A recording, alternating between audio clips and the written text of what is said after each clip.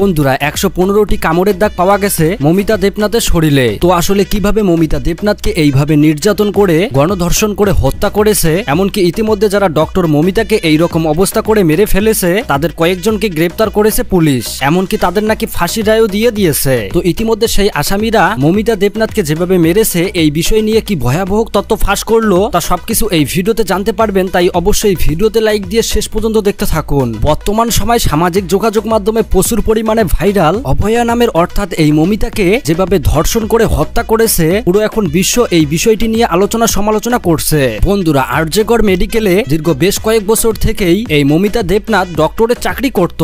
এভাবেই কয়েক বছর যাওয়ার পর সেই মেডিকেলের বেশ কিছু গোপন রহস্য জেনে যায় এই মমিতা দেবনাথ। তো মমিতা দেবনাথ যখন মেডিকেলের ব্যাপারে এই দুর্নীতিবাজ কাজের কথা জানতে পারে, তখন সেখানকার ডক্টররা তাকে নাকি অনেক ধমকি এমনকি হুঁশিয়ারি পর্যন্ত দিয়েছিল, এমনকি যার ফলে তাকে টানা 36 ঘন্টা অন ডিউটিতে রেখেছিল যাতে করে তিনি কারো কাছে কোনো কিছু ফাঁস করতে না পারে। তবে এভাবেই দীর্ঘ 36 ঘন্টা ডিউটি করতে করতে হঠাৎ একদিন তার সামনে কালো ছায়া নেমে আসে। হ্যাঁ বন্ধুরা, আমি বলতেছি সেই 9 আগস্টের কথা, যেই রাতে এই মমিতা মেয়েটি রাতে খাবার অর্ডার করে সবার সাথে একসাথে ডিনার পর্যন্ত করে খেলা দেখেছিল। এমনকি রাতের টানা 36 ঘন্টা ডিউটি শেষ করে যখন সে বিশ্রাম নেওয়ার জন্য ঘুমাইছিল, এমন তো অবস্থায় সেখান থেকে সঞ্জয় রায় নামের এই সেবিক কর্মকর্তা নেশাগ্রস্ত হয়ে সেই মেডিকেলে প্রবেশ করে। বন্ধুরা, এই সঞ্জয় নাকি সবসময় নেশাগ্রস্ত অবস্থায় থাকে, তাছাড়াও তার ফোনে সবসময় অশ্লীল ভিডিও থাকে। তো সঞ্জয় মূলত সেই হাসপাতালের সমস্ত কিছু জানতো, কোথায় কে থাকে, কি রয়েছে, এমনকি সবকিছু। তো সে মূলত এই ডক্টর মমিতাকে সেখানে শুয়ে থাকতে দেখে তার উপর নির্যাতন শুরু করে।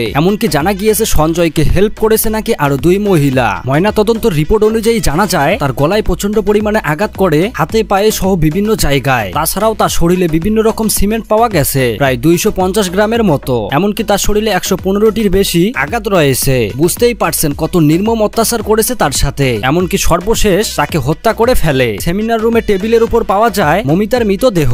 তবে শুরুতেই পুলিশ এমনকি সেখানকার ডক্টররা এইটাকে চাপা দেওয়ার জন্য তার বাড়িতে বলে সে আত্মহত্যা করেছে। পরে যখন ময়না তদন্ত করে সেখানেই বেরিয়ে আসে অনেক শকিং তথ্য পাওয়া যায় সেই রিপোর্টে গণধর্ষণের ক্ষত। পরে পুলিশ এইটা তদন্ত করে সঞ্জয় রায়কে গ্রেপ্তার করে। বিভিন্ন মেয়েদের সাথে টর্চার করত, ফ্যামিলির কোনো দায়িত্ব পালন করত না।